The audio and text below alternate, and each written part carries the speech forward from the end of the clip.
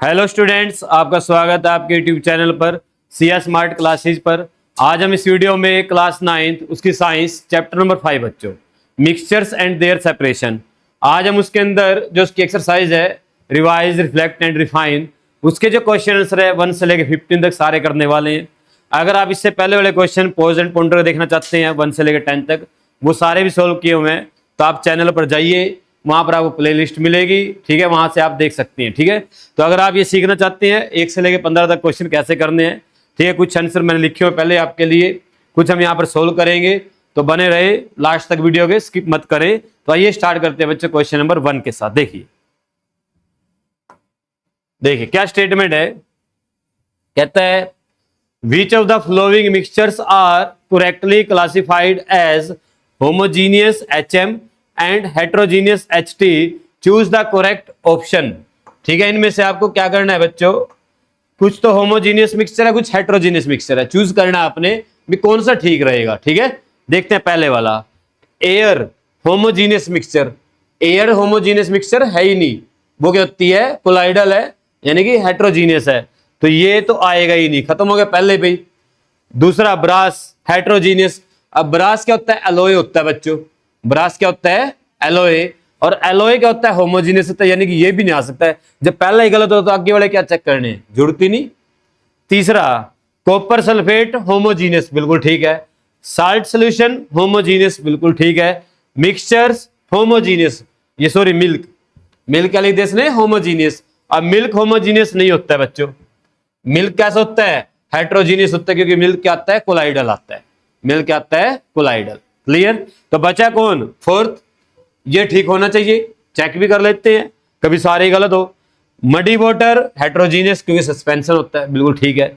Milk heterogeneous, क्योंकि colloidal होता है, बिल्कुल ठीक है। ब्लड हेट्रोजीनियस, बिल्कुल ठीक है, ठीक है, कोलाइडल होता है भी। उसके बाद ब्रास होमोजीनियस, एलोय है, बिल्कुल ठीक। तो इसका क्या ऑप्शन आएगा, डी, फोर्थ पार्ट इसका क्या रहेगा, ठीक रहेगा। क्लियर, ऐसे करना है। अब चलते हैं बच्चों नेक्स्ट पार्ट पर। देखिए, choose the correct option and explain the reason for the correct and incorrect option. सबके लिए रीजन भी बताना है, करेक्ट ऑप्शन भी चूज करना है। Which among the flowing mixture show the Tyndall effect a true a mixture of, इनमें से कौन कौन सा टिंडल इफेक्ट शो करेगा। ठीक है, अब टिंडल इफेक्ट कौन शो करता है बच्चों, जो कोलाइडल होता है, जो कौन होता है, कोलाइडल, वो टिंडल इफेक्ट शो करता है। ठीक है, बात समझ में आई, पावरफुल। देखिए, एयर और डस्ट का जो मिक्सचर होता है, एयर और डस्ट का जो मिक्सचर होता है, ये कोलाइडल होता है, याद करो। स्मोक होता है या डस्ट होते हैं, हैजी, हमने पोज एंड पॉइंटर का लास्ट क्वेश्चन किया था, हैजी हो जाता है नेचर अपना, तो यानी कि ये क्या करेगा, हमारा शो करेगा, यानी कि तो क्या करेगा, शो करेगा। दूसरा कॉपर सल्फेट, ठीक है, and water.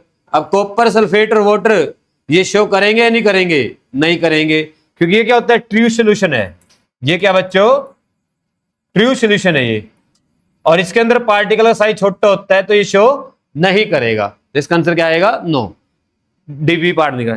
Starch and water, starch और वाटर का जो मिक्सचर होता है वो करता है, क्योंकि ये कोलाइडल बन गया, तो ये क्या है, कोलाइडल है, एक शो करेगा। Last acetone and water, acetone और वाटर भी क्या होता है, होमोजीनियस ट्रू सॉल्यूशन होता है बच्चों, तो ये भी नहीं करेगा। ठीक है, तो जो नहीं करेंगे उनका रीजन क्या है, वो ट्रू सॉल्यूशन है, और जो करेंगे वो कौन है, कोलाइडल सॉल्यूशन है। तो कौन सा पिक करना है, ए और सी, सी, तो आपका थर्ड आ गया। ठीक है, ए और सी, इनका रीजन क्या दो, क्यों नहीं किया इन्होंने, क्योंकि they are true solution, particle size बहुत छोटा है, तो वहां से कोलाइडल स्कैटरिंग नहीं होगी लाइट की। नेक्स्ट देखिए भाई, question number 3, a mixture can categorized as a solution, a suspension और एक कोलाइडल। ठीक है, एक मिक्सचर हमारे पास जो तीनों तरह से कैटेगराइज किया जाता है, जिसको हम सॉल्यूशन भी बोल सकते हैं, सस्पेंशन भी बोल सकते हैं, और कोलाइडल भी बोल सकते हैं। ईच पोजेसिंग डिस्टिंक्ट प्रॉपर्टी, सबकी अलग अलग प्रॉपर्टी होती है, पता आपको तीनों की। यूटिलाइज द वर्ड और phrase provided in the box, ये आपको वर्ड और फ्रेज दी हुई है स्टेटमेंट में ये। ठीक है, आंसर ये जो व्हाइट टेबल मैंने बनाई हुई है, ये आंसर है, ये आपकी स्टेटमेंट है। ठीक है, box to fill the table 5.2, ये आपकी टेबल थी 5.2, मैंने खुद लिखी है इसको, ठीक है, अलग से बनाकर। उसके बाद वर्ड एंड फ्रेज में be used more than once, एक वर्ड को या एक फ्रेज को एक से ज्यादा बार यूज किया जा सकता है। ठीक है, देखो ढूंढो लार्ज साइज पार्टिकल। जो लार्ज साइज पार्टिकल होते हैं किस में होते हैं बच्चों? सस्पेंशन में। किस में होते हैं? सस्पेंशन में। तो ये आ गया बीच में, फिट कर दिया इसको। दोबारा, पार्टिकल रिमेन इवनली डिस्ट्रीब्यूटेड। जो पार्टिकल होते हैं कैसे होते हैं? इवनली डिस्ट्रीब्यूट होते हैं, थ्रू आउट, एक जैसे दिखते हैं। कहां पर आता है? सॉल्यूशन के अंदर। देखो कहीं पर मिलेगा कहीं पर, ठीक है, नहीं लिखा इसलिए इस बात को हम लिखते हैं। यहां पर क्या आएगा? पार्टिकल डिस्ट्रीब्यूटेड, ठीक है, इवनली। इसको आप इस पॉइंट को कहां पर लिखेंगे? इसको कहां पर लिखेंगे? सॉल्यूशन में। ठीक है, small size particle less than 1 nanometre कहां पर होते हैं? सॉल्यूशन के अंदर होते हैं। ये आ गया, ठीक है, जिसका साइज क्या होता है? 1 से नैनोमीटर से कम होता है, ठीक है, 100 से। उसके बाद एक से लेके 1000 किसका आता है? सस्पेंशन का। ठीक है, सॉरी, 1000 से ज्यादा किसका आता है? सस्पेंशन का। और 1 से लेके 1000 किसका आता है? कोलाइडल का। ठीक है, इसके अंदर फीड कर दिया। उसके बाद और कौन है भाई? Settles down when left undisturbed. ये किसकी प्रॉपर्टी है? सस्पेंशन की। अगर आपने पानी के अंदर मट को या सैंड को डिसोल्व कर दिया और थोड़ी देर के लिए रख दिया तो नीचे सेटल डाउन हो जाते हैं। तो इसकी प्रॉपर्टी है, ये सेटल डाउन वाली किसकी है? अनस्टेबल या पार्टिकल स्कैटरिंग। कहां पर लिखा? कहीं पर, ठीक है, सेटल डाउन है कहीं पर? इसमें नहीं है तो लिख लो इसको भी आप, पार्टिकल सेटल्स डाउन। क्या होगा? पार्टिकल नीचे बैठ जाएंगे। किसमें बैठेंगे? सस्पेंशन में बैठेंगे। ठीक है, अनस्टेबल, या ये लिखा हुआ है unstable particle settle down. Clear? अब उसके बाद आता है भाई डज नॉट सेटल डाउन। जो सेटल नहीं हो, नीचे नहीं बैठेंगे। किसमें नहीं बैठते? कोलाइडल में नहीं बैठते, इसमें भी नहीं बैठते, ट्यूब में। ठीक है, दोनों में आएगा ये, इसमें भी आएगा और इसमें भी आएगा। उसके बाद है भाई स्कैटर लाइट को स्कैटर कौन करता है? सस्पेंशन भी करता है और कोलाइडल भी करता है, दोनों करता है। ये भी करता है और ये भी। ठीक है, आइए समझ में। उसके बाद है भाई ट्रांसपेरेंट सोल्यूशन होता है। ट्रांसपेरेंट कौन होता है? सोल्यूशन होता है। ये ओपेक होता है, ये ट्रांसपेरेंट होता है। ठीक है, उसके बाद सेपरेट बाय फिल्ट्रेशन। सस्पेंशन को किसको कर सकते हैं? सस्पेंशन को कर सकते हैं, सेपरेट बाय फिल्ट्रेशन। बात समझ में आई? उसके बाद सैंड इन वाटर किसका एग्जांपल है? सस्पेंशन का। सैंड इन वाटर किसका एग्जांपल है? सस्पेंशन का। ठीक है, मिल्क किसका एग्जांपल है? कोलाइडल का। किसका एग्जांपल है? कोलाइडल का।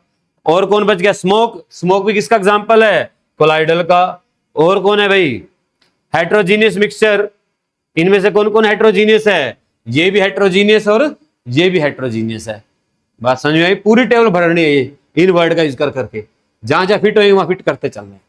ठीक है, उसके बाद can not be separated by filtration solution. इसको हम सेपरेट नहीं कर सकते, ठीक है ना, और इसको भी नहीं कर सकते, कोलाइडल को भी, दोनों में आएगा। ठीक है, और क्या बच गया? मड किसका एग्जांपल है? सस्पेंशन का। बटर किसका एग्जांपल है? कोलाइडल का। ब्रास किसका एग्जांपल है? सोल्यूशन का, क्योंकि एलोय है। एलोय क्या होता है? होमोजीनियस होता है, सोल्यूशन में आता है। क्लियर? बात समझ में आई या नहीं आई? कर लेंगे सभी। ऐसे टेबल भर देनी है, ये नोटबुक टेबल बनानी है और इसमें फीड करते चलना है। अब चलते हैं नेक्स्ट क्वेश्चन पर। देखिए भाई, कहता है एक cake recipe use dry integrates naming 75 gram of sugar. 75 ग्राम क्या उसके अंदर बच्चों? शुगर है। और क्या दिया हुआ है? 420 ऑफ ऑल पर्पज फ्लोर। आटा जो है सभी तरह का, वो कितना है? 420, 420। और 5 ग्राम क्या? सोडियम हाइड्रोजन कार्बोनेट है, जो केक को सॉफ्ट बनाता है, फ्लफी बनाता है। वो कितना है? 5 ग्राम है। सोडियम हाइड्रोजन कार्बोनेट, NaHCO3 बोलते हैं इसको, sodium hydrogen carbonate. Na sodium, H4 hydrogen, CO3 for carbonate. मैंने इतने इंग्लिश में लिखने के बजाय ये लिख दिया, छोटा लिख दिया।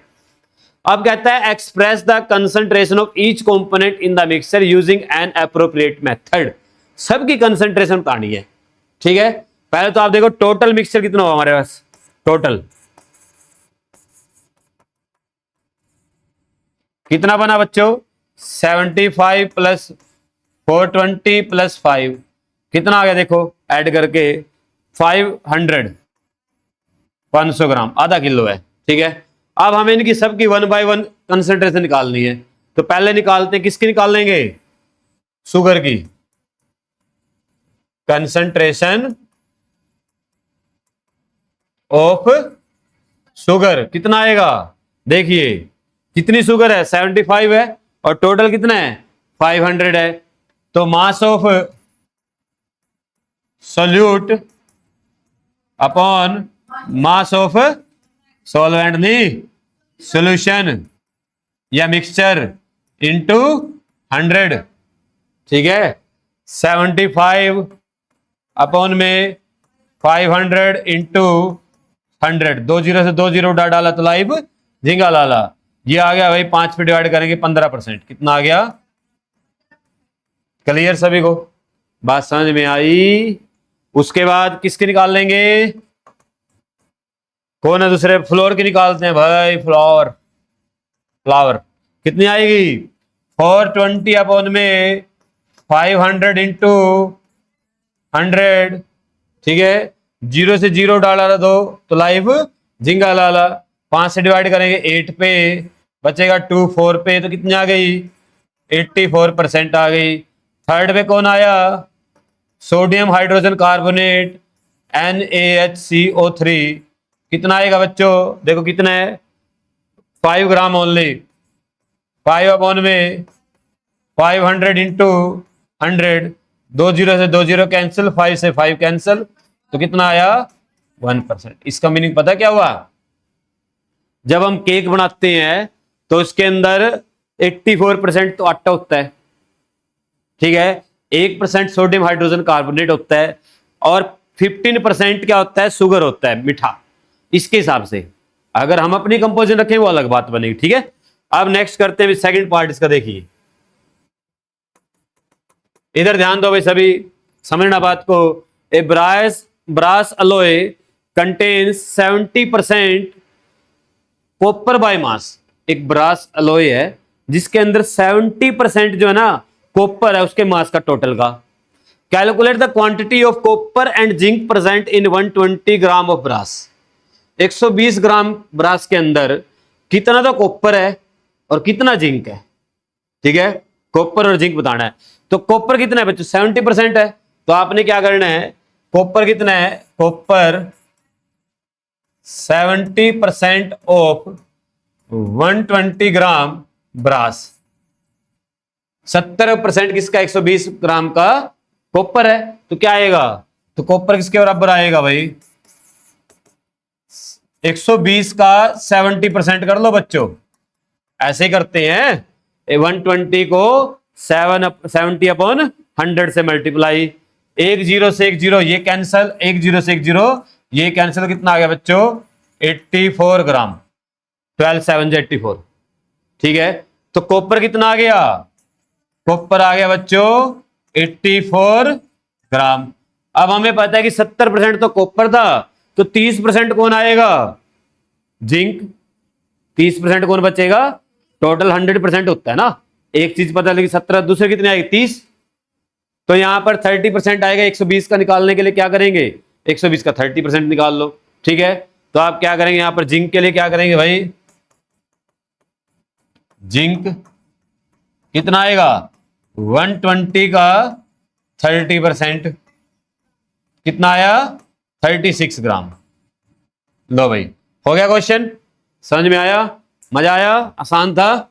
ठीक है, चलते हैं नेक्स्ट क्वेश्चन पर, क्वेश्चन नंबर 5। ठीक है, देखिएगा भाई, इधर ध्यान दीजिएगा। कहता है the label on A cooking oil package से 1 लीटर 900 ग्राम, 910 ग्राम, 910 ग्राम। तो जब हम मार्केट से कोई भी ऑयल या घी खरीद कर लाते हैं, उसके ऊपर लिखा होता है बच्चों कि इसके अंदर कितना वजन है, 910 ग्राम वजन है। कई बार ये 916 हो जाता है, कई बार ये 920 हो जाता है। इसका मीनिंग क्या होता है, समझाता हूं आपको। इसका मीनिंग ये है कि हमने जो बॉक्स तैयार किया है ना, जो बॉक्स तैयार किया है, ठीक है, उसके जो वॉल्यूम है वो 1000 ml है, यानी कि 1 लीटर उसका वॉल्यूम है। ठीक है, अगर उसके अंदर पानी डाल लोगे तो कितना आएगा, 1 लीटर आएगा। ठीक है, और उसका मास भी कितना आएगा, 1 किलो आएगा। कितना आएगा, 1 किलो। पर उसके अंदर जब आप घी डाल लेंगे 1 लीटर, वॉल्यूम तो उसका 1 लीटर हो गया, पर मास कितना हुआ, 910 ग्राम। बात समझ में आई? यानी कि जिस कंटेनर के अंदर पानी 1 किलो आता है, उसी कंटेनर के अंदर घी कितना आता है, 910 ग्राम आता है। ठीक है, अगर किसी को घी देना है तोल कर, एक तो हम मेजर कर देंगे किलो के हिसाब से देंगे, तब तो घी ज्यादा जाएगा। अगर लीटर के हिसाब से घी देंगे ना, लीटर ले लेना घर पे, जो जिससे हम मिल्क वगैरह मापते हैं, 1 लीटर का जो मेजरमेंट होता है, सिलेंडर होता है अपने पास, उसमें अगर आप घी भर के डालोगे फिर मापोगे इसको, तो 910 या 920 ग्राम जाएगा। तो घी जो होता है अगर लीटर में बेचेंगे तो महंगा बिकेगा, किलो के हिसाब से बेचोगे तो आपको घाटा पड़ेगा। वजन के हिसाब से पूरा किलो चला गया, वॉल्यूम ज्यादा चला गया। ठीक है, बात समझ में आई? तो जिस आपका जो कंटेनर जिसके अंदर 2 किलो वाटर आ जाता है, कितना आ जाता है उसके अंदर, 2 किलो वाटर, तो उसके अंदर 2 किलो घी नहीं आएगा, घी उससे ज्यादा में आएगा, क्योंकि उसकी डेंसिटी कम है। उसकी डेंसिटी क्या है, हल्का है वो वाटर से घी। ठीक है, और सबसे ज्यादा डेंसिटी अपने गोल्ड की होती है, गोल्ड की। जिस कंटेनर के अंदर 1 किलो वाटर आता है ना, 1 किलो वाटर, उसके अंदर अगर आप गोल्ड डाल दे मेल्ट करके, गोल्ड सोना, पता कितना आएगा, 19.6 किलो, यानी कि 19 किलो 600 ग्राम। 19 किलो 600 ग्राम इतना बनेगा सोना। ठीक है, बहुत ज्यादा हैवी होता है, उसकी डेंसिटी हाई होती है। आप सुनो बात को ध्यान से, इसी चीज का फायदा उठाकर, भाई घी हल्का होता है, तो जब उसको पानी मिलाते हैं या तेल को पानी मिलाते हैं, ऊपर तैरता है। क्यों तैरता है, कि उसके ऊपर डेंसिटी कम है, उसकी ग्रेविटी कम काम करती है। पानी को तो नीचे खींच ले ग्रेविटी ने, घी के ऊपर फोर्स कम लगा, वो ऊपर तैरता है। ठीक है, बात समझ में आई? Clear point? तो ये सारी बातें इसके अंदर बच्चों लिखी हुई है जो मैंने आपको समझाई है। देखो, ऑयल क्या है, 910 ग्राम पर 1000 ml। 1000 ml के अंदर कितना ऑयल आता है, 910 ग्राम आता है। और वाटर कितना आता है उसके अंदर, 1 किलो आ जाता है। तो किसकी डेंसिटी कम हुई, ऑयल की। इसलिए ऑयल क्या करता है, पानी के ऊपर तैरता है। इसलिए हम यहां से इसको क्या करेंगे, सेपरेटिंग फनल से अलग कर सकते हैं। इसको ओपन कर दोगे, जब ये लेवल नीचे आता गया यहां पर पहुंच जाएगा, जब ऑयल आना शुरू है ना, तब इसको बंद कर देना, ऑयल ऊपर आ जाएगा, पानी अलग हो गया। क्लियर, समझ में आई बात? क्लियर सभी को? तो ये इसके अंदर लिखा है बच्चों, इसको नोट कर लेना, डायग्राम बना लेना। ठीक है, ये बताना था कि कैसे सेपरेट करेंगे 2 लेयर्स को, डायग्राम बना के बताना। डायग्राम ये बनाना पेपर में अगर आए तो। नेक्स्ट करते हैं भाई, देखिए नेक्स्ट है भाई असर्शन रीजन। अब ये असर्शन रीजन होते क्या, आप 9th क्लास में आए हैं, शायद आपने पहले कभी देखे नहीं है। देखो, हमें 2 स्टेटमेंट दी होती है बच्चों, हमें 2 स्टेटमेंट दी होती है। एक होती है असर्शन, एक होती है रीजन। इसका मीनिंग क्या होता है, भाई मैंने एक बात बोल दी, उसको बोल दे मैंने असर्शन है, मेरा ये एक सुझाव है। ठीक है, फिर उस सुझाव को मैंने ठीक या गलत प्रूव करने के लिए एक रीजन भी दिया, समझाने के लिए आपको, भाई ये जो बात मैंने ऊपर लिखी है ना, इसका रीजन ये है नीचे जो लिखा हुआ है। ठीक है, अब बस आपने ये पहचानना है, क्या ऊपर वाली बात ठीक है। अगर ऊपर वाली बात ठीक है तो क्या रीजन भी ठीक है। ठीक है, दोनों ठीक है। अगर दोनों बात ठीक है, क्या रीजन ऊपर वाली बात का एग्जैक्ट रीजन है, एक्सप्लेन करता है ऊपर वाली बात को। ठीक तो दोनों है, पर रीजन उसका एक्सप्लेन नहीं कर पा रहा ऊपर वाली को। ठीक है, अगर रीजन ठीक है या असर्शन गलत है, या असर्शन ठीक है रीजन गलत है, उसके अलग ऑप्शन है। तो देखो, पहला ऑप्शन होता है जब दोनों ठीक होंगे और जो आर है करेक्ट एक्सप्लेनेशन है ए की। भाई आर जो है ना एक्सप्लेन कर रहा है ए को, तब तो आप ए को टिक करेंगे। अगर दोनों ठीक है और आर एक्सप्लेन नहीं कर रहा है किसको, ए को, भाई ठीक तो दोनों है, पर आर की जो है आर एक्सप्लेन नहीं कर पा रहा है किसको, ए को, असर्शन को, तो बी ऑप्शन टिक करेंगे। अगर ए ठीक है और आर गलत है तब सी ऑप्शन ठीक करेंगे। अगर ए गलत है और आर ठीक है तो डी ऑप्शन टिक करेंगे। ये मीनिंग है इसका, आप समझते। देखो, assertion, solution do not exhibit the Tyndall effect. Solution के अंदर से टिंडल इफेक्ट नहीं होता है, ये बात ठीक है या गलत है? सॉल्यूशन के अंदर से टिंडल इफेक्ट नहीं होता है या नहीं होता है? सॉल्यूशन में टिंडल इफेक्ट, स्कैटरिंग होती है? नहीं होती। तो इसकी ये बात क्या है, बिल्कुल ठीक है। ये तो क्या हुआ, ठीक हुआ। अब सुनो बात को ध्यान से। The particle in the solution are larger than 100 nanometre. अभी हमने पढ़ा थोड़ी देर पहले, सॉल्यूशन के अंदर जो पार्टिकल होते हैं वो क्या थे, अभी इसी को देखो, अभी किया था थोड़ी देर पहले, ये रहा, ये रहा, क्या है, लेस देन 1 नैनोमीटर। एक से भी छोटा होता है, उसने तो 100 से ज्यादा बड़ा बोल रहा है। देखो, तो इसका मीनिंग क्या हुआ, आर गलत हो गया, ये तो गलत है। साइज तो क्या होता है, 1 नैनोमीटर से भी छोटा होता है, ठीक है। ए ठीक हो गया, आर गलत हो गया, तो अपना आंसर क्या आ गया, सी। अपना आंसर क्या आ गया, सी। अब इसका सुनो ध्यान से बात को उल्टा। मान लो यहां पर आ जाता particle in the solution are less than 1 nanometre. क्या आ जाता, less than 1 nanometre, so they scatter the light.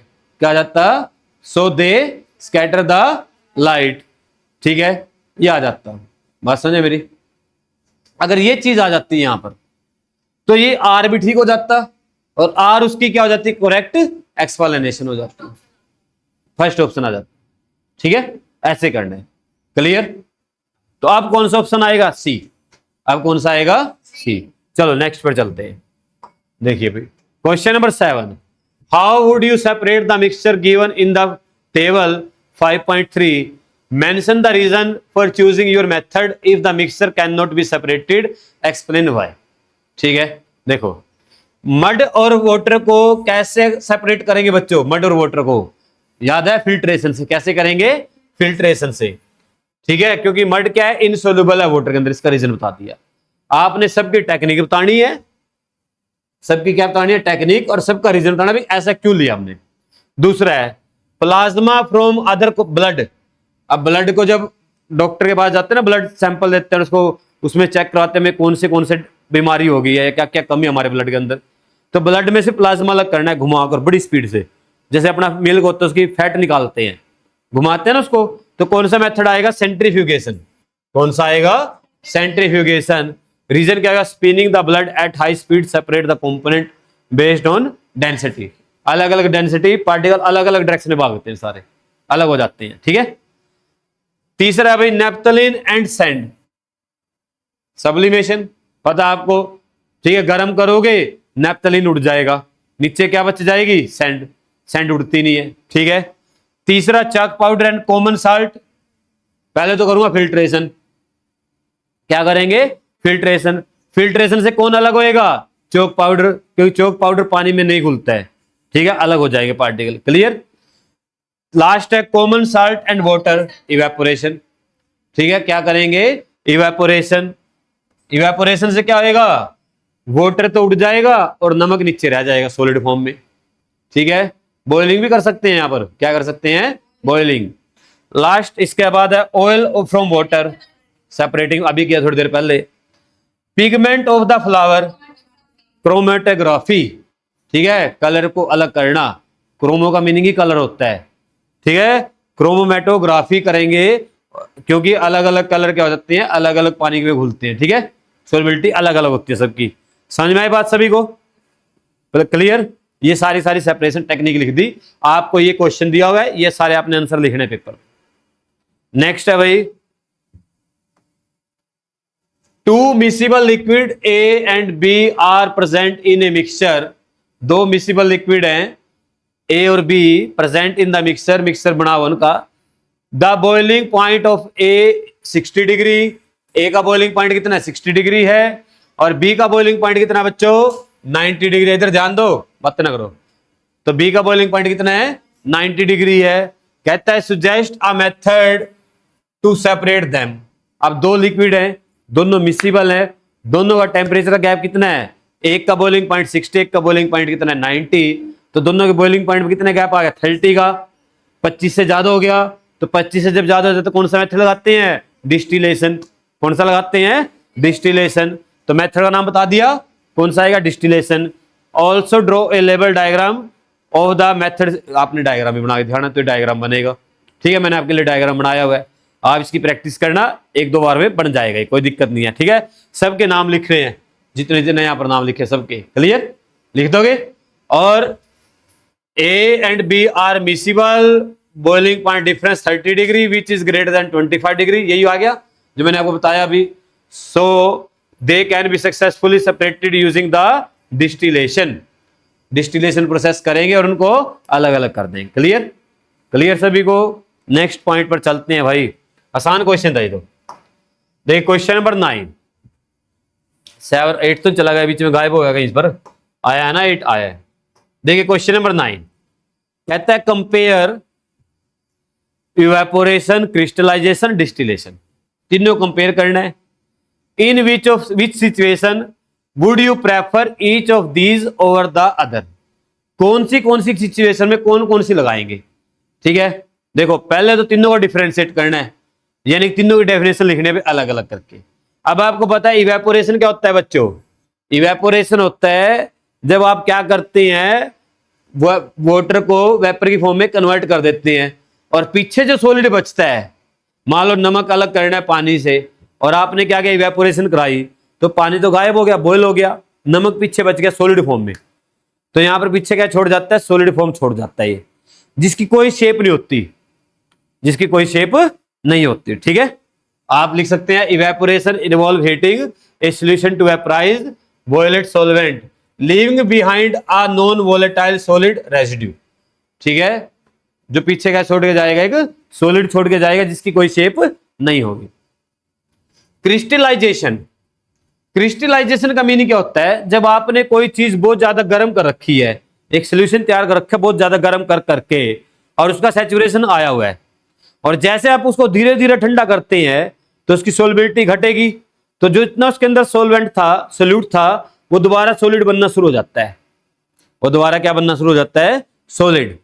ठीक है, सोलवेंट जो आपने सोल्यूट जो उसके अंदर घोला हुआ है, मान लो पानी के अंदर आपने शुगर डिजोल्व करना शुरू कर दिया वाटर के अंदर, तो शुगर आप घोलते गए गर्म कर करके आपने स्टिक्की बना दिया उसको घोल घोल कर. ठीक है, अब आपने उसको जैसे ही आप ठंडा करेंगे वो दोबारा शुगर क्या करेगी, क्रिस्टल बनना शुरू हो जाती है और एक अच्छी खासी शेप लेती है क्रिस्टलाइन फॉर्म में, क्रिस्टल बनने शुरू हो जाए एक वेल डिफाइंड शेप के अंदर. ठीक है, तो इसका आप ये लिखेंगे, देखो रेगुलर ज्योमेट्रिक क्रिस्टल. कैसे बनेंगे, रेगुलर ज्योमेट्रिक क्रिस्टल बनेंगे. डिस्टिलेशन में क्या होता है, डिस्टिलेशन में हम क्या करते हैं, अगर हमारे पास दो लिक्विड हैं, दोनों बच्चों मिसिबल आपस में घुल जाते हैं और दोनों के टेम्परेचर में बॉइलिंग पॉइंट के अंदर 25 डिग्री सेल्सियस से ज्यादा का डिफरेंस है. किससे ज्यादा का डिफरेंस है, 25 डिग्री सेल्सियस से ज्यादा का. ठीक है, अब उनको हम क्या करेंगे, गर्म करेंगे. जिसका बॉइलिंग पॉइंट पहले आ जाएगा उसके वेपर बन जाएंगे, दूसरा बच जाएगा कंटेनर के अंदर. ठीक है, तो डिस्टिलेशन कब लगाएंगे, जब दो लिक्विड ऐसे होंगे जिनका टेम्परेचर डिफरेंस कितना होगा, 25 डिग्री सेल्सियस से ज्यादा. तो इसके अंदर ये लिखा हुआ है. अब सुनो ध्यान से, किस सिचुएशन में कौन सा लगाती है इवेपोरेशन, कब, तो वो कंसीडर करेंगे जब हमें क्या करना है, किसी भी पानी को उड़ाना है. ठीक है, मान लो, और हमें जो सॉलिड चाहिए उसकी कोई फिक्स शेप की हमें जरूरत नहीं है कहीं से पानी उड़ाना में, तो वहां पर हम क्या करेंगे, इवेपोरेशन करेंगे. लिखा उसने prefer when you need only to recover a simple heat stable solid solute. ठीक है, simple solid hot solid solution. ठीक है, from a solution. Do not care about capturing the solvent that evaporated out. और जो आपने solvent उड़ाया, पानी उड़ा, उसकी भी जरूरत नहीं है, बस जाने दो, भाग जाएगा, कोई दिक्कत नहीं है. ठीक है, और जो सॉलिड बचेगा उसकी कोई फिक्स शेप की जरूरत नहीं है, तो उस केस में क्या करेंगे, इवेपोरेशन. क्रिस्टलाइजेशन कब करेंगे, जब हमें जो सॉलिड चाहिए उसके एक फिक्स शेप चाहिए. क्या चाहिए, उसके एक हमें फिक्स शेप. ठीक है, दोबारा सुनिए बात को, तो उसके केस में क्या करेंगे, क्रिस्टलाइजेशन करेंगे. क्या करेंगे, क्रिस्टलाइजेशन. ठीक है, उसके बाद अब डिस्टिलेशन. डिस्टिलेशन कब करेंगे, जब हमें दो मिसिबल लिक्विड दिए हुए हैं और मेरे को दोनों लिक्विड अलग करने, मेरे को दोनों लिक्विड चाहिए, गायब कोई सा नहीं करना है, और दोनों में टेम्परेचर गैप कितने होना चाहिए, 25 डिग्री सेल्सियस से ज्यादा. कितने का होना चाहिए, 25 डिग्री सेल्सियस से ज्यादा का. ठीक है, तो आप उस केस में क्या करेंगे, डिस्टिलेशन करेंगे. ठीक है, यहां पर 25 लिखा, 25 कर लेना इसको. ठीक है, कितना होना चाहिए, कम से कम 25 डिग्री सेल्सियस से ज्यादा का होना चाहिए. और जब आपको दोनों लिक्विड चाहिए, गायब कोई सा नहीं करना है, उसमें तो आपने लिक्विड गायब कर दिया इवेपोरेशन में तो. ठीक है, क्लियर. नेक्स्ट देखिए भाई, इधर ध्यान दो, कहते हैं blood is an example of colloidal mixture. हमें पता है कोलाइडल मिक्सचर एग्जाम्पल है blood. What happen if blood behave like a true suspension inside the body. अगर कहते हैं ब्लड हमारी बॉडी के अंदर ट्रू सस्पेंशन बन जाए। सस्पेंशन पता क्या होता है? जिसको अगर हम थोड़ी देर के लिए छोड़ देना, जो सॉलिड होता है नीचे सेटल हो जाता है, नीचे बैठ जाता सारा। जैसे सैंड बैठ जाती है वाटर के अंदर, नीचे आ जाती है सारी थोड़ी देर बाद। अगर आपने मिट्टी घोल दी ना चम्मच के साथ वाटर के अंदर, वो क्या होगी, नीचे चली जाएगी थोड़ी देर बाद। ठीक है, ये बोल रहा है इसने। अब ये कहता है क्या हमें ब्लड ऐसा हो सकता है बॉडी के अंदर? अब सुनो ध्यान से बात। अगर बॉडी के अंदर जो ब्लड है वो ट्रू सस्पेंशन बन जाए तो क्या होगा? हमारी जो नर्व है उनके अंदर से ब्लड चला हुआ है, उसमें से वो platelets, red blood cell, white blood cell अलग हो जाएंगे और प्लाज्मा अलग हो जाएगा अपने आप। इससे क्या होगा? हमारी जो नर्व होगी उनकी ब्लॉकेज हो जाएगी, क्योंकि जो पार्टिकल ब्लॉक हो गए नर्व में इकट्ठे हो जाएंगे अलग होने के बाद। तो इससे तो हमें क्या हो सकती है? हमारी डेथ हो सकती है। ठीक है, रेस्पिरेटरी सिस्टम खराब हो सकता है हमारा। ठीक है, सांस लेने में प्रॉब्लम आ सकती है आपको। तो ऐसा नहीं होना चाहिए, कभी भी ब्लड ट्रू सस्पेंशन नहीं बनना चाहिए बॉडी के अंदर। अगर ट्रू सस्पेंशन बन गया तो पार्टिकल अपने आप अलग हो जाते हैं ब्लड के बॉडी के अंदर ही, और ब्लॉकेज के चांस बढ़ जाते हैं। ठीक है, तो ऐसा नहीं होना चाहिए, मैंने लिखा इसके अंदर। ठीक है बच्चों, ऑक्सीजन नहीं पहुंचा पाएंगे टिश्यू तक तो हमारी अल्टीमेट क्या होता है? डेथ हो सकती है, सर्कुलेटरी सिस्टम फेल हो सकता है, रेस्पिरेटरी सिस्टम फेल हो सकता है। नेक्स्ट है भाई, in a blood sample identify the dispersed phase and dispersed medium. देखो मैंने आपको पहले भी समझाया था, इससे पहले वाली वीडियो में। डिस्पर्सिंग फेज कौन होता है? जिसको घोला गया, जिसको डिसॉल्व किया गया। और डिस्पर्सिंग मीडियम कौन होता है? जिसमें डिसॉल्व किया गया। जिसको डिसॉल्व किया गया वो कौन है? Dispersing phase.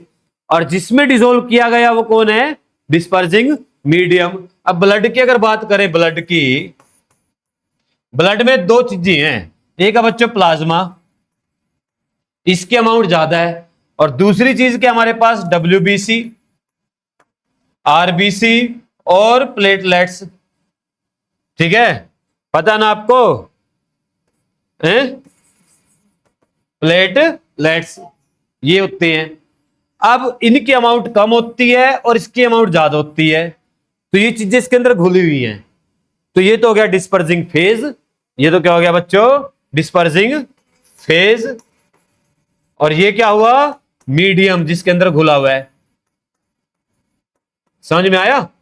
क्लियर? तो ये इसके अंदर ये लिखा हुआ है, आप इंग्लिश में लिख सकते हैं यहां से देखकर। ठीक है, नोट डाउन कर सकते हैं, नोटबुक पूरी कर सकते हैं, नोट्स बना सकते हैं, एग्जाम की तैयारी कर सकते हैं, जैसा आपको ठीक लगे। देखिए नेक्स्ट पॉइंट पर चलते हैं। Question number 11। क्वेश्चन नंबर 11 क्या स्टेटमेंट है? देखो इधर ध्यान दो। You are given a mixture of sand, common salt और नेफ्थलीन। तीनों का मिक्सचर दिया हुआ। किस किस का बच्चों? सैंड है, और कौन है? कॉमन साल्ट है। क्या क्या है? कॉमन साल्ट, और तीसरा क्या है? नेफ्थलीन है। ठीक है, नेफ्थलीन की स्पेलिंग देख लेना भाई, जबरदस्त है, पूरी खतरनाक। ठीक है, इसको एक दो बार लिख के देख लेना घर पे, फिर भूल जाओ। नेफ्थलीन, तीनों चीज दी हुई है। ठीक है, फिगर 5.25 ये इसके 3 स्टेप दिए गए हैं। Depict various step used to separate the component of the this mixture, identify and write down the correct sequence of the separation technique.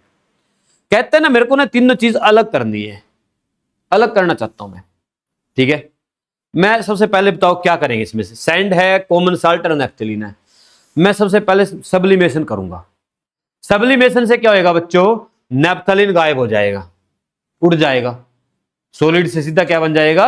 Gas, vapour बन जाएगा। ठीक है, उसको हम अलग कलेक्ट कर लेंगे, एक फनल रखेंगे ऊपर, उसको डिपॉजिट कराना शुरू कर देंगे नेफ्थलीन को, उसको अलग कलेक्ट कर लेंगे। ठीक है, सबसे पहले क्या करेंगे बच्चों? सब्लिमेशन। सबसे पहले क्या होगी? सब्लिमेशन। और सब्लिमेशन ये की हुई है, ऊपर एक उल्टी फनल रख के नीचे। ठीक है, इस मिक्सर कंटेनर में लिया, गर्म किया नीचे से। ठीक है, कौन अलग हो गया? नेफ्थलीन। अब कौन बचे? सैंड और कॉमन साल्ट। सैंड और कॉमन साल्ट। अब मैं क्या करूंगा, दोनों को पानी में घोलूंगा, इस मिक्सचर को, जो सैंड और मेरे पास साल्ट बचा हुआ है। पानी में घोलने के बाद क्या करूं, मेरे को पता है नमक पानी में घुल जाता है, सैंड पानी में नहीं घुलेगी, तो मैं क्या करूंगा, फिल्ट्रेशन। क्या करूंगा मैं दूसरे स्टेप में, फिल्ट्रेशन। ठीक है, दूसरा स्टेप क्या यूज करा जाएगा, फिल्ट्रेशन। फिल्ट्रेशन से कौन अलग हो जाएगा, सैंड। ठीक है, अब मेरे पास क्या बच गया, साल्ट और वाटर जो मैंने घोला था। उसके बाद क्या करें तीसरे स्टेप में, इवेपोरेशन।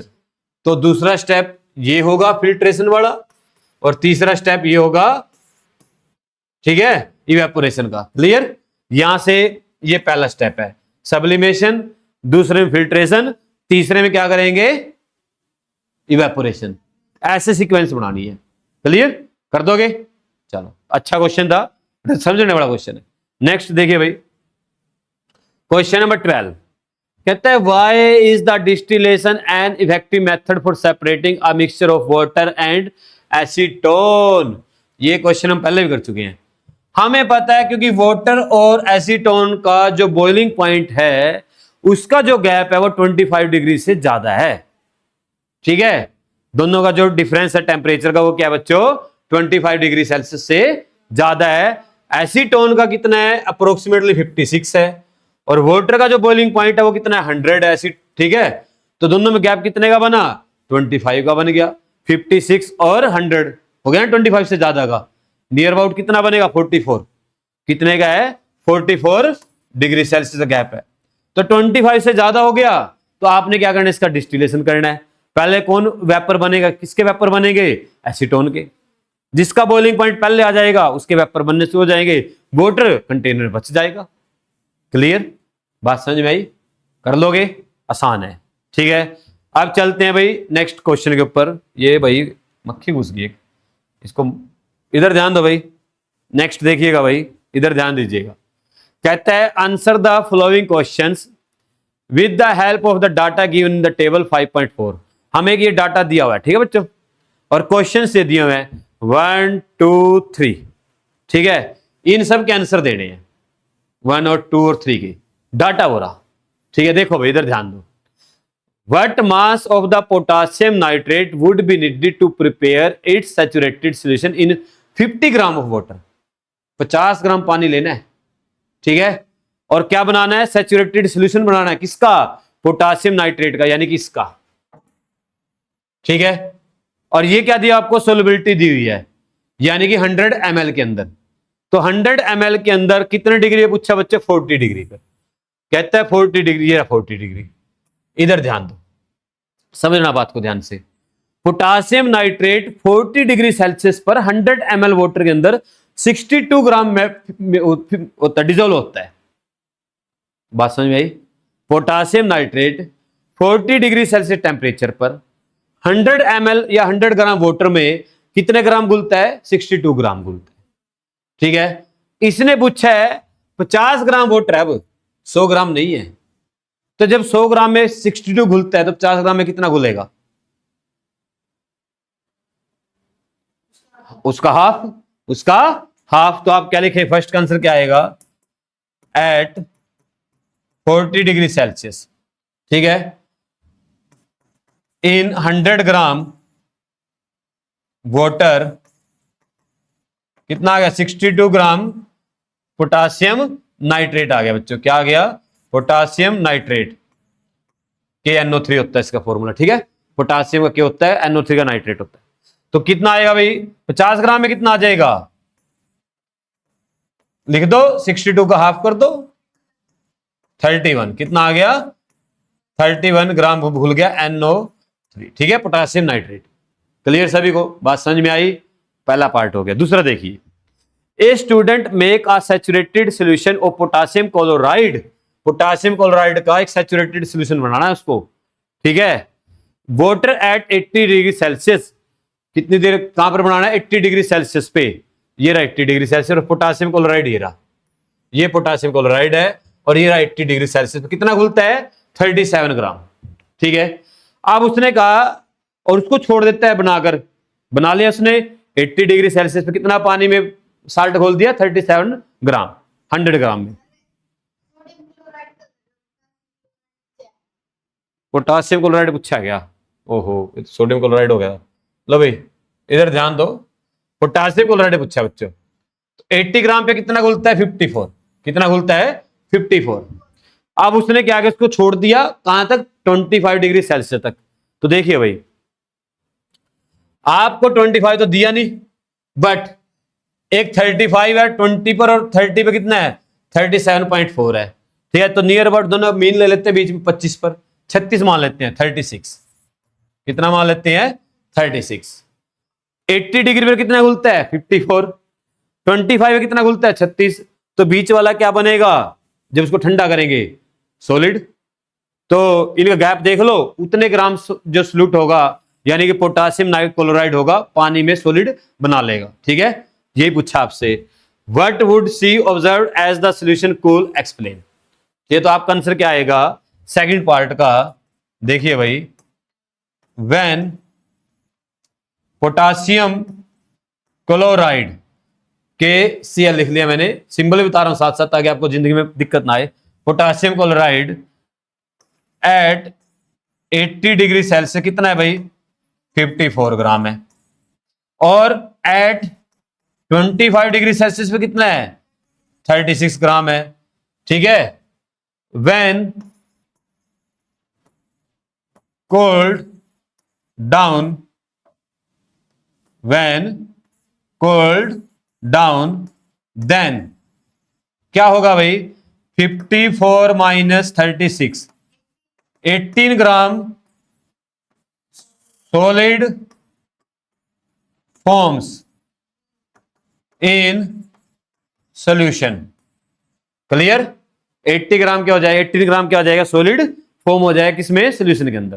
क्योंकि 25 डिग्री पर 36 ग्राम घुलता है, 80 डिग्री पर 54 ग्राम घुलता है, तो बीच वाला कहां जाएगा जब उसको इस पे टेम्परेचर पर ले आएंगे? वो घुला हुआ क्या जाएगा? सॉलिड बन जाता है दोबारा। ठीक है, ये सिखाया था मैंने आपको पहले भी। आप देखिए लास्ट पार्ट, कहता है what is the effect of changing in the temperature on the solubility of the salts. सबकी सोलबिलिटी क्या हो रही है बच्चों? इंक्रीज हो रही है, सभी साल्ट की। तो इसका आंसर क्या है? सोलबिलिटी क्या कर रही है? इंक्रीज कर रही है, इंक्रीजिंग। ठीक है, इसका आंसर आ गया इंक्रीजिंग। उसके बाद कहता है also compare the change in the solubility of the four given salt with the increase the temperature from 10 degree to 80 degree. देखो भाई इधर ध्यान दो, पोटासियम नाइट्रेट 10 डिग्री पे कितना घुलता है बच्चों? 21 ग्राम। और 80 ग्राम पे कितना घुलता है? 167। बहुत ज्यादा चेंज हुआ। तो जैसे जैसे टेम्परेचर बढ़ाते हैं, पोटासियम नाइट्रेट की सोलबिलिटी बहुत ज्यादा इंक्रीज होती है। ठीक है, सोडियम क्लोराइड 36 से कितना हुआ? 37। पोटासियम क्लोराइड कितना? 35 से 54। और एल्यूमिनियम क्लोराइड कितना? 24 से 36। देखो इन दोनों की तो क्या हुआ? धीरे धीरे इंक्रीज हुई। ठीक है, इसकी क्या हुई? एकदम से ज्यादा इंक्रीज हुई। ठीक है, ये मॉडरेट है, इसकी सोलबिलिटी क्या बच्चों? मॉडरेट है। इसकी सोलबिलिटी क्या? हाई है व्हेन टेम्परेचर चेंज। और इसको देखो ध्यान से, इसके देखो, पहले 36 थी 10 डिग्री पर, और 80 पर कितना हुआ? ओनली 37, 1 ग्राम बढ़ा। तो ये तो क्या नियर अबाउट सेम रहेगा टेम्परेचर बढ़ाने पर। ठीक है, इसकी क्या है? लो सोलबिलिटी है, इसकी हाई सोलबिलिटी है व्हेन टेम्परेचर चेंज, और ये क्या है? मॉडरेट है। ये लो भाई तीनों कंपेयर कर दिए। ठीक है, आई बात समझ में? समझ में आया सभी को? इसको आप ऐसे नीचे लिख लेना, इसकी सोलबिलिटी हाई है, इसकी लो है, इसकी मॉडरेट है, तीनों की। नोटबुक पे लिख लेना, नोट्स बना लेना बच्चों अपने। ठीक है, चलो नेक्स्ट करते हैं। इधर ध्यान दो, क्वेश्चन नंबर 13। देखिए भाई समझना बात को ध्यान से। कहता है according to the table solubility of the potassium nitrate. अब वही टेबल जो है 40 डिग्री सेल्सियस पर कितनी है पोटासियम नाइट्रेट की? कितनी है? 62 ग्राम है। ठीक है, एज पर या पर gram 100 gram of water to prepare a saturated solution in half. ऐसे चलागा भाई, to prepare a saturated solution in the half that amount. ये मैंने आपको ना सारे जो क्वेश्चन थे आपके 13 वाले के, सबके आंसर लिखे हुए। ठीक है, अब 13 है ये, मैं वही कह रहा हूं, ये 13 के आंसर लिख के दिखाए मैंने आपको नोटबुक पूरी करने के लिए आपकी। ठीक है, ये सब के आंसर लिखे हुए हैं। बात समझ में आई? आप अपनी नोटबुक में ऐसे लिख सकती हैं, अब चलते हैं नेक्स्ट क्वेश्चन पर। ये तो मैंने समझा दिया आपको, क्वेश्चन वही है, पोटेशियम नाइट्रेट वाला वही टेबल है। तो ये क्वेश्चन थे आपके, ये सबके आंसर लिखे हुए हैं, ठीक है, हाईलाइट भी किया हुआ है। ये थर्ड का हाईलाइट कर दिया पार्ट, ये पहले का आंसर, ये दूसरे का, ये तीसरे पार्ट का। आप अपनी नोटबुक कंप्लीट कर सकते हैं। देखिए भाई नेक्स्ट है क्वेश्चन नंबर 14। देखो क्या स्टेटमेंट है, 3 student A B C are preparing sugar solution of an experiment. 3 बच्चे हैं, तीनों क्या कर रहे हैं, एक सुगर सोल्यूशन तैयार कर रहे हैं एक एक्सपेरिमेंट के लिए। ए ने क्या किया, dissolve 20 gram of sugar in 80 gram of water. A ने, स्टूडेंट ए क्या करता है, 20 ग्राम शुगर डिजोल्व करता है इन 80 ग्राम वाटर में। क्या कर रहा है, इधर ध्यान दो, 80 ग्राम वाटर के अंदर, क्लियर। क्या करता है वो, 20 ग्राम घोलता है। और बी वाला क्या करता है, 20 ग्राम घोलता है 100 ग्राम में, 100 ml, ठीक है। और सी वाला क्या करता है, 30 ग्राम घोलता है 80 ग्राम में वाटर में। क्वेश्चन क्या पूछा गया, calculate the mass percentage, mass by mass ratio निकालनी है, concentration of sugar in each solution या स्टूडेंट सॉल्यूशन। हर एक के में बतानी है भाई आपको, कंसंट्रेशन बतानी है। तो देखो पहले के लिए first part, for student A concentration कितनी आएगी, देखो भाई ध्यान से, मास ऑफ सॉल्यूट कितना आया, मास ऑफ सॉल्यूट कितना आया 20 ग्राम, ठीक है। और मास ऑफ सॉल्यूशन कितना बना, गलत, 100। 20 ग्राम तो शुगर और 80 ग्राम वाटर, तो कितना आ गया 100 ग्राम। अब सभी को ऐसे ही बनाना आपने आगे वाले, ठीक है, मैं डायरेक्ट करूंगा। तो कंसंट्रेशन कितनी आ गई, कितनी आ गई बच्चों, देखो मास ऑफ सोल्यूट अपॉन में मास ऑफ सोल्यूशन इंटू 100, ये फॉर्मूला होता है, यही होता है ना। हाँ तो इसको सोल्व कर लो, 100 से 100 कैंसिल, 20% आ गया, कितना आ गया 20%। अब बी के लिए बताओ, फॉर बी, अब तो आप कर देंगे। देखो मास ऑफ सोल्यूशन कितना है 20, सॉरी सोल्यूट 20 ग्राम है, ठीक है। सोल्यूशन कितना तैयार होएगा, 20 ग्राम शुगर है, 100 ग्राम पानी है, 120 हो गया, 120 हो गया 120, और साथ में क्या करते हैं 100, 1 0 से 1 0 कैंसिल, ठीक है। और तो डिवाइड नहीं होगा, 2 से कर लो, ये 10 आ गया, ये 6 आ गया, ठीक है। फिर 2 से कर लो, 3 आ गया, ये 3 आ गया, तो ये आ गया भाई आपका, सॉरी 5 आएगा, ये कितना आएगा 5। तो ये आ गया ऊपर 50 अपॉन में 3, कितना आ गया 50 अपॉन में 3। इसको डिवाइड करोगे तो 16.6 आएगा, कितना आएगा 16.6%, ठीक है। ऐसे सी के लिए निकालते हैं, फॉर सी, अरे वेरी गुड। तो मास ऑफ सोल्यूट कितना है 30 ग्राम अपॉन में 110 प्लस इंटू 100 इंटू 100, ठीक है।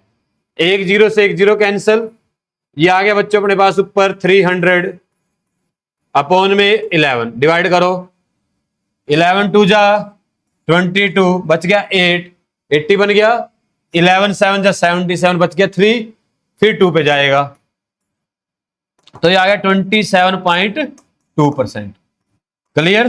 तीनों की निकाल दी। एक बार यहां पर फॉर्मूला जोड़ ली देना क्वेश्चन करने से पहले, ठीक है। ऐसे mass of solute, mass of solution into 100, ऐसे लिखना है, ठीक है। बात समझ में आई। फिर क्वेश्चन करना, नंबर नहीं कटेगा फिर आपका। अब कहते हैं whose solution is more concentrated, किसका सोल्यूशन ज्यादा कंसंट्रेटेड है, स्टूडेंट सी का। तो सेकंड पार्ट का आंसर क्या आया, स्टूडेंट सी, ठीक है। क्यों है, क्योंकि because it's m/m ratio is greater than A and B, clear. ऐसे आंसर लिखना है, खत्म। चलो भाई क्वेश्चन नंबर 15, लास्ट क्वेश्चन आ जाएगा भाई, इधर ध्यान दीजिएगा, समझिएगा बात को ध्यान से। अंतिम। इधर ध्यान दो, समझो बात को। कहता है एग्जामिन फिगर 5.26, पूरा figure 5.26। Identify the separation technique mark as the S. जो ये एस टेक्निक आपको बताई गई, कौन सी टेक्निक है, इसको पहचानना है। ठीक है, तो आपने पहचान लिया कौन एस, बताओ कौन एस, कौन है भाई एस, कौन सी टेक्निक है ये, है नकली डिस्टिलेशन। कौन सी है, डिस्टिलेशन, सिंपल डिस्टिलेशन। कौन सी है, सिंपल डिस्टिलेशन। बात समझ में आई। अब दोबारा देखो, label the parts A B and C. A B और सी को बताना है भाई। इधर ध्यान दो, ए तो क्या होगा, ए डिस्टिलेशन फ्लास्क। तो ए क्या है, यहां पर फर्स्ट पार्ट की बात कर रहे हैं, सेकंड की, ये फर्स्ट तो ये हो गया, सेकंड ए क्या है, डिस्टिलेशन फ्लास्क, जिसके अंदर हम दोनों लिक्विड डालते हैं। बी क्या है, बी पाइप होती है जिसके अंदर से ठंडा पानी पास करते हैं। ठीक है, जिसके अंदर से क्या करते हैं, ठंडा पानी पास करते हैं, और इसको क्या बोलते हैं, कंडेंस पाइप। क्या बोलते हैं, कंडेंस पाइप। ठीक है, जो पानी को ठंडा करेगी। कंडेंस का मतलब होता है ठंडा करना। ठीक है, कंडेंस ट्यूब बोल दो, पाइप तो अच्छा लगेगा, कंडेंस ट्यूब। सी कौन है, सी जो है ना, ये एरो जो लगा हुआ है ये थोड़ा शायद गलत है, ट्यूब की तरफ है, इसकी तरफ ऐसे। ठीक है, इसकी तरफ है ये सी। अगर इसकी तरफ हुआ, ये तो कलेक्टिंग फ्लास्क है बच्चों, जिसमें आपका एक लिक्विड आएगा, कलेक्टिंग फ्लास्क है। अगर ट्यूब की तरफ हुआ तो ये वाटर का इनलेट है, जहां से पानी जाएगा। ठीक है, एंटर करता और वहां से ठंडा पानी बाहर आता है। बात समझ में आई। तो ये वाटर इनलेट है, सी क्या है, वाटर इनलेट। अगर फ्लास्क की तरफ हुआ, दोनों में से कोई सा भी हो, तो क्या आएगा, वो कलेक्टिंग फ्लास्क। ठीक है, जिसके अंदर से हम एक जो लिक्विड हमारा वेपर बनेगा बाहर आएगा, उसको कलेक्ट करेंगे। तो ये ए बी सी को पहचान लिया। मैं दोबारा बताता हूं, फ्लास्क तब लिखना जब इसके ऊपर एरो होगा, और अगर ट्यूब के ऊपर एरो है तो वाटर इनलेट है। ठीक है, दोनों अलग बता दी मैंने, एरो इस पे क्लियर नहीं है डायग्राम में। ठीक है, बुक में देख लेना जिसकी तरफ है। अब थर्ड पार्ट देखो भाई, कहता है which of the flowing mixture can be separated by the technique identify above. इनमें से कौन सा मिक्सचर इस टेक्निक से अलग कर सकते हैं, यानी डिस्टिलेशन से अलग कर सकते हैं। ठीक है, डाटा यूज करना आपने 5.5 का, ये आपको सबका बॉइलिंग पॉइंट दिया हुआ है। ठीक है, तो क्या हम वाटर और एसीटोन को अलग कर सकते हैं। देखो, वाटर का बॉइलिंग पॉइंट कितना है, 100, और एसीटोन का कितना है, 56। कितने गैप है ना, 25 से ज्यादा का। तो आपका आंसर क्या आएगा, थर्ड का, yes we can separate water and acetone. क्या कर सकते हैं, इसको अलग कर सकते हैं, because their boiling points difference is more than 25 degree Celsius. ठीक है, समझिए बात। वाटर और साल्ट, वाटर और साल्ट है ही नहीं साल्ट का तो। ठीक है ना, वाटर और साल्ट को हम डिस्टिलेशन से क्यों अलग करेंगे, उसका तो वेपोरेशन से अलग करेंगे, तो इसका बनेगा ही नहीं बात। एसीटोन और अल्कोहल, एसीटोन और अल्कोहल, इनके बीच में गैप 25 का नहीं बना, तो ये भी नहीं हो सकता। ठीक है, ये भी नहीं होएगा, ये भी नहीं होएगा। सैंड और साल्ट, ये साल्ट ही नहीं है, तो ये मिक्स नहीं हो सकते, मिसिबल नहीं है ये। ठीक है, ये भी नहीं होगा। अल्कोहल और क्लोरोफॉर्म, अल्कोहल और इसमें गैप कितने का है, कम का है। ठीक है, सिर्फ कितने का, 17 डिग्री सेल्सियस, 25 से कम रह गया, तो इसको भी नहीं कर सकते। अल्कोहल और बेंजीन, इसका सिर्फ 2 का गैप है, 2 डिग्री का, इसको भी नहीं कर सकते। सिर्फ कौन अलग होगा, वाटर और एसीटोन। ठीक है, तो बच्चों ये आपके ना 15 क्वेश्चन थे। उम्मीद करता हूं आपको समझ में आए होंगे, मजा आया होगा। ठीक है, अगर बच्चों आपको वीडियो अच्छी लग रही है चैनल को सब्सक्राइब कीजिए, बेल आइकन को प्रेस कर लीजिए। हम किसी और टॉपिक के साथ आएंगे एक दिन आपके साथ दोबारा, फिर साइंस का लेकर कोई और चैप्टर उठाएंगे। ठीक है, या आप कमेंट सेक्शन में भेज भी सकते हैं कि कौन सा चैप्टर करवाना है, ठीक है, वो भी करवा देंगे। तो बच्चे मिलते हैं नेक्स्ट वीडियो में किसी और टॉपिक के साथ, तब तक स्वस्थ रहे, मस्त रहे और जबरदस्त रहे। Thank you.